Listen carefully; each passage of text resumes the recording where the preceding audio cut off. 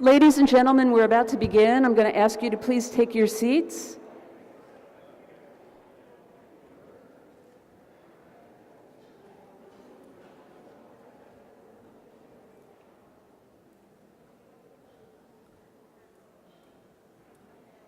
And if you would all please rise.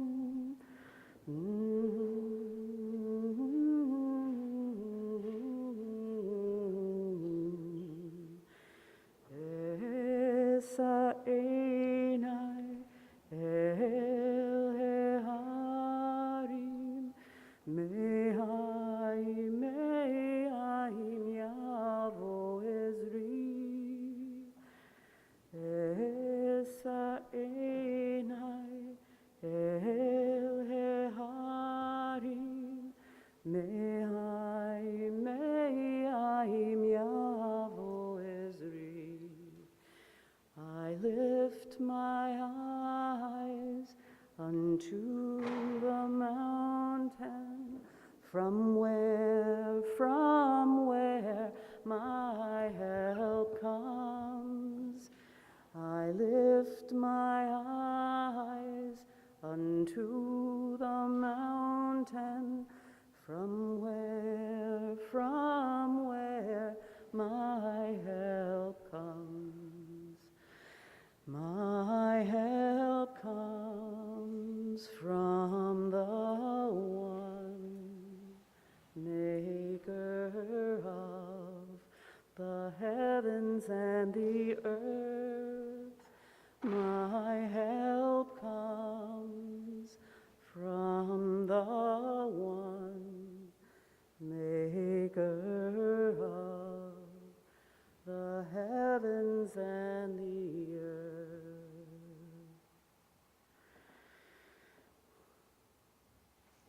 Thank you all for being here this tragic morning.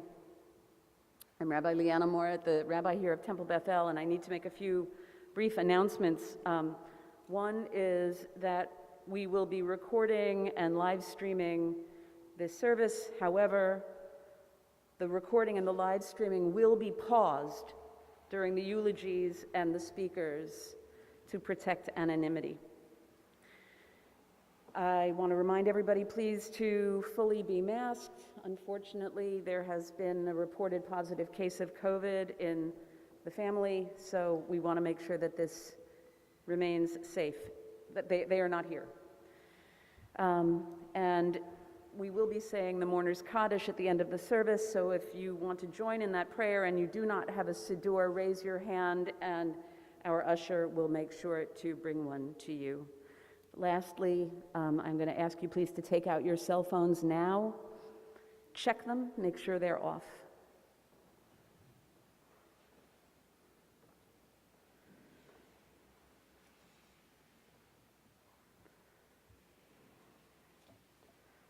Adonai Natan, Adonai Lakach Yehisham, Adonai Mevorach. God has given, God has taken. Praised be the name of God. Jews traditionally begin a funeral with this phrase, and it means, as I said, God has given, God has taken, and through it all we still offer praise.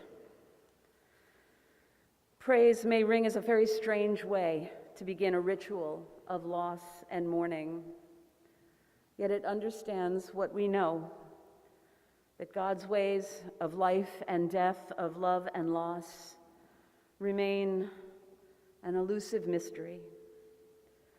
The 23rd Psalm. Adonai is my shepherd, I lack nothing, causing me to lie down in tender meadows, leading me beside the still waters, reviving my spirit. God guides me on the right path, for that is God's essence. Though I walk through the valley of the shadow of death, I fear no harm, for you are with me. Your staff and your rod comfort me. You prepare a banquet for me in the presence of my foes. You anoint my head with oil, my cup overflows. Surely goodness and loving kindness shall pursue me all the days of my life, and I will dwell in the house of Adonai forever. Mizmor leDavid, Adonai roi lo echzar, binot esher yabitzeni, al mei menuchot yenachaleni, nafshi shover, nafshi shover, yancheni b'magle tzedek leman shemo. Gam ki elech begeit salmavet, lo irara ki ata imadi, shivtecha umishantecha, shivtecha umishantecha, hema yenachamuni, taroch lefanai shulchan, neged sorerai, deshanta vashemen roshi, kol sirevaya.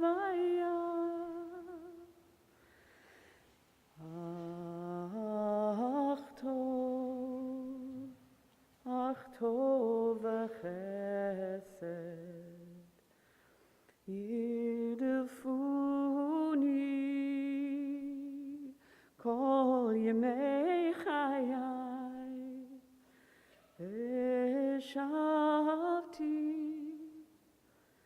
v'shavti bevet Adonai, v'shavti bevet Adonai leorech yami.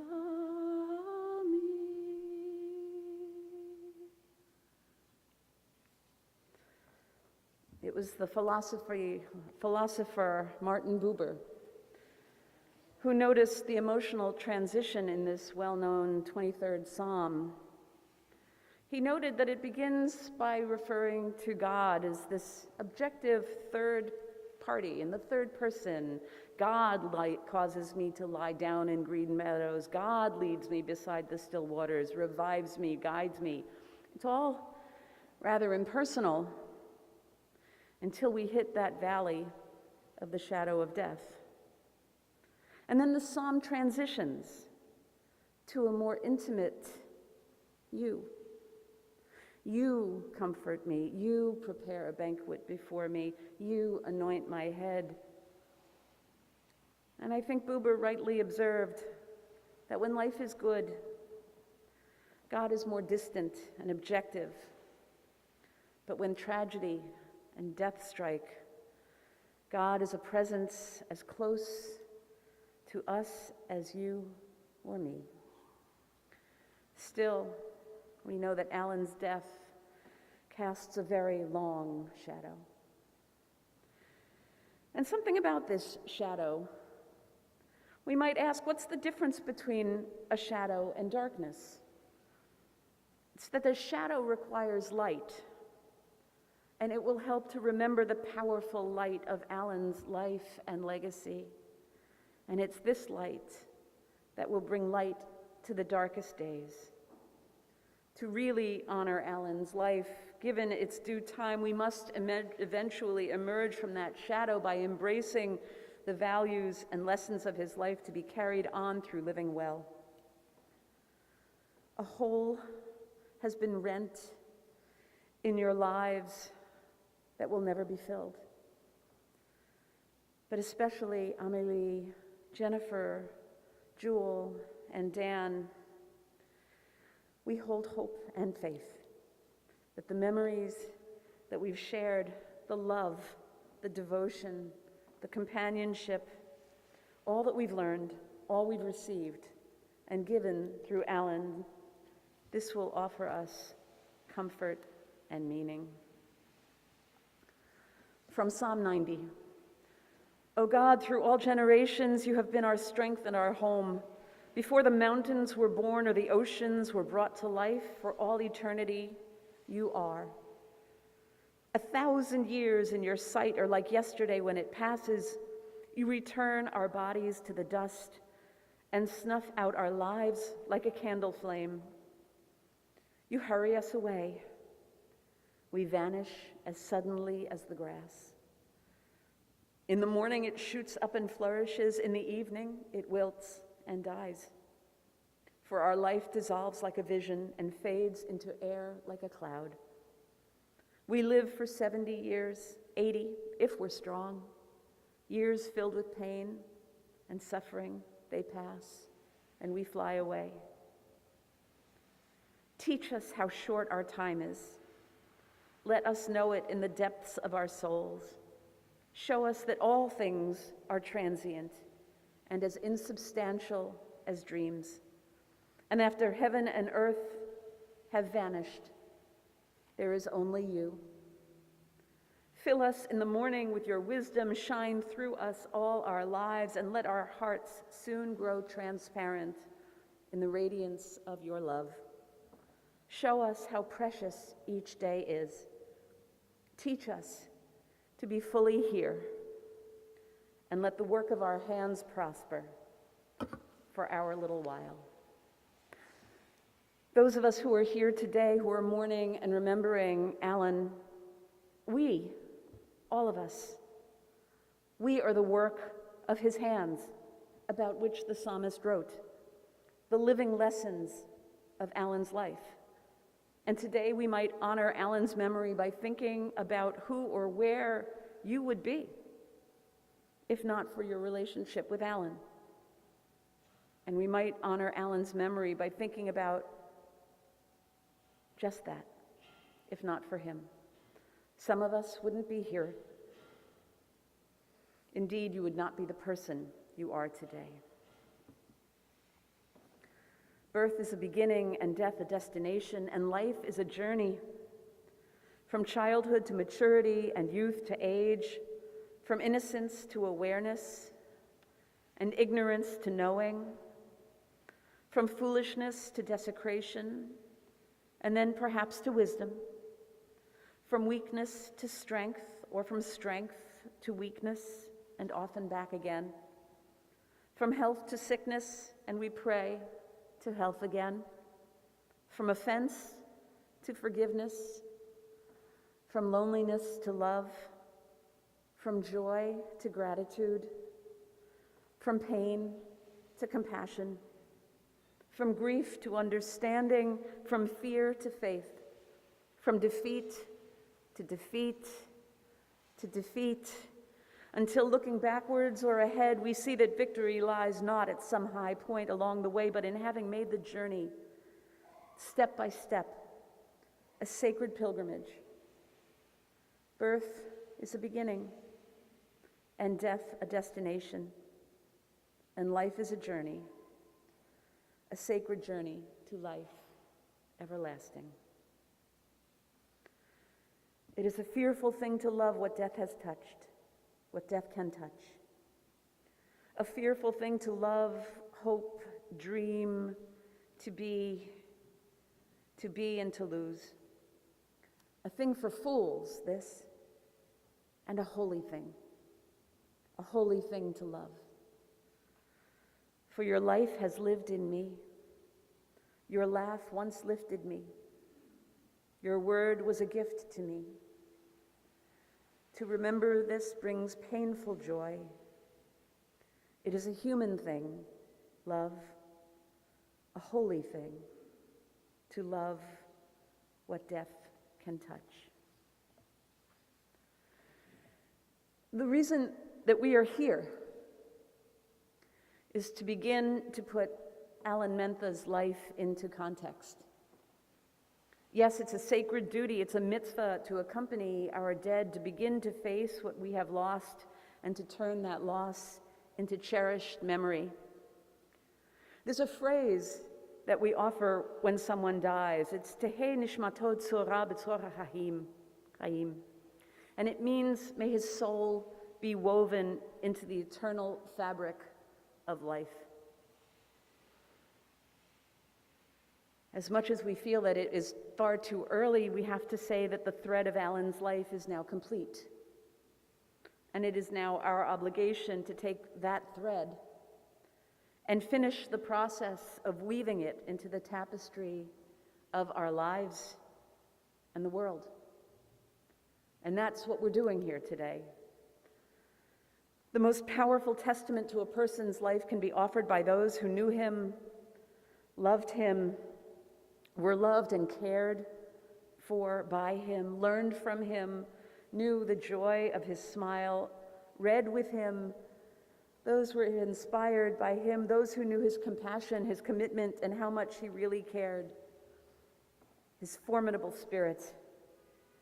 Those who shared his struggles and his fights and received his life lessons. I will be inviting friends and family members who will be speaking of Alan's life and his impact and to share his stories. But as I mentioned now, I'm going to ask that the live streaming and the recording please stop. Both cameras, please.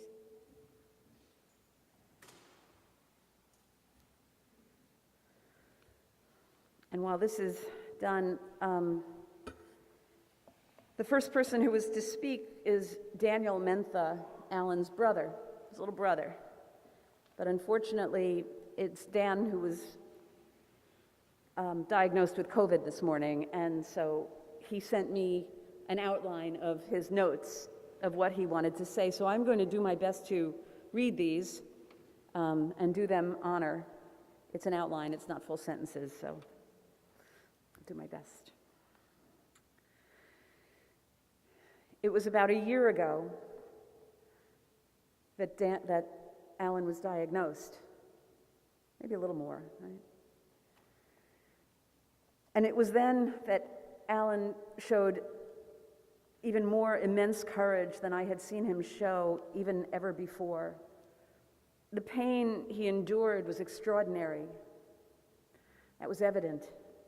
Deep physical pain. But for Alan, it was also a deep pain from sadness. It was sadness because he felt his work here was just not finished. We can only imagine how far that depth of sadness extended. Yet he fought to be with us, to help us, to join us together and continue supporting just causes, to support the family in this really hard year. And he so held out to be able to spend the holiday season with his family, because that was Alan. That was Alan. But, says Daniel, I want to go back in time. Alan was also my brother that I grew up with. He entertained me, and he looked out for me when we were kids. He became a role model for me. He told me on the phone, he just has a little line here, he told me on the phone it was really kind of rough because Alan was the big brother, about 2 years ahead, and every time he would have the first day of school, the teacher would sort of peer up over her glasses and say, "You Alan Mentha's little brother?" And suggested that, yes, Dan had big shoes to fill. So from the very beginning, he was always an inspiration.